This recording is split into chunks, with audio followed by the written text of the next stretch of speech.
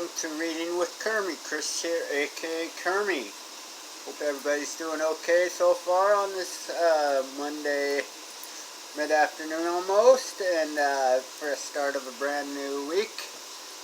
So mine is unforgettable and exciting all at the same time. I'm finally done with winter quarter, and now I'm on winter break, and the world is my oyster. Don't know what to do with myself, but you know what? Just gonna take it one day at a time, like everything else, and it'll be okay. I just finished making a homemade cheeseburger, and it was delicious.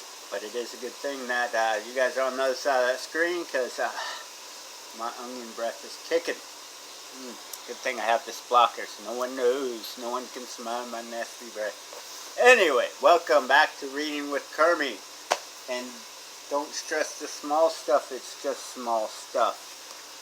So, we are continuing this book, and this next chapter is called Get Comfortable with Not Knowing. Ooh, that was weird. Get comfortable with not knowing. I just got done saying that unpredictable of what's going to happen on my winter break, and I'm free. So I guess I gotta get comfortable with not knowing what's gonna happen. Let's see what this exciting chapter has to say this afternoon, shall we? Alright, get comfortable with not knowing. There once was a village that had among its people a very wise old man. The villagers trusted this man to provide them with answers to their questions and concerns. One day, a farmer from the village went to the wise man and said in a frantic tone, "Wise man, help me! A horrible thing has happened. My ox has died, and I have no animal to help me plow my field. Isn't this the worst thing that could have possibly happened?" The wise old man replied, "Maybe so, maybe not." The man hurried back to the village and reported to his neighbors that the wise man had gone mad. Surely this was the worst thing that could have happened. Why couldn't he see this? The very next day, however, a strong young horse was seen near the man's farm. Because the man had no ox to rely on, he had the idea to catch the horse to replace his ox. And he did. How joyful the farmer was. Plowing the field had never been easier. He went back to the wise man and to apologize.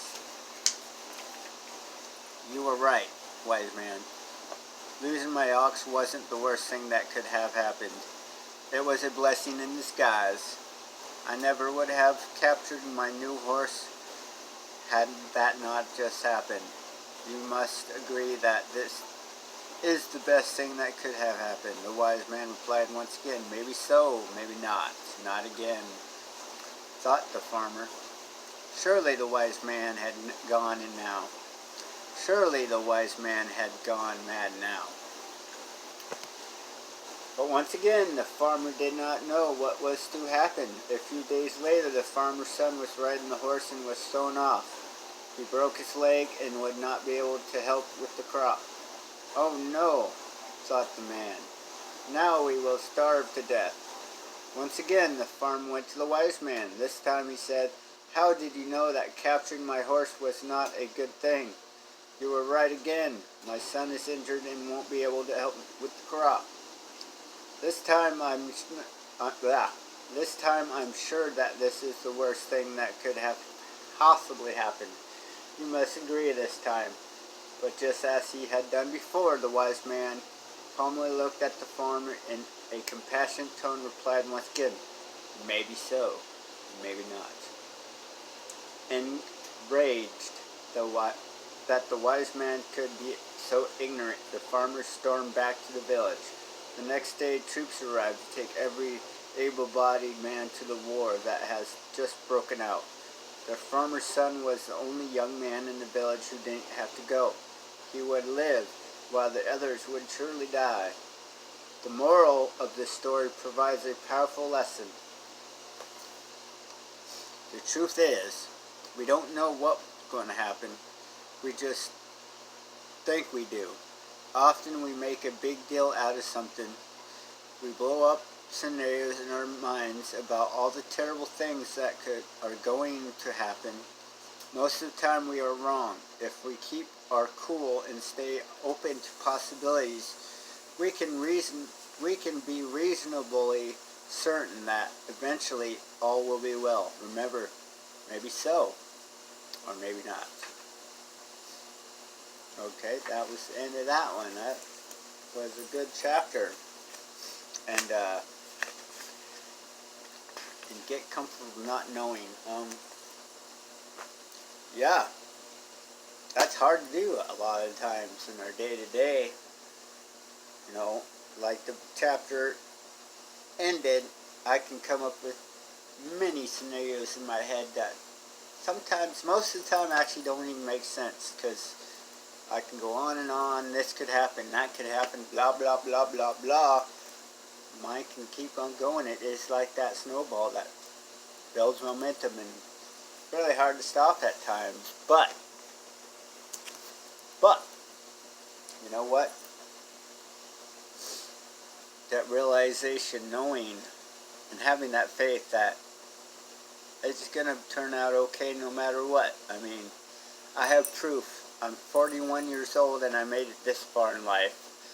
With all those worries in life and all this fears and scarcities, I made through it all.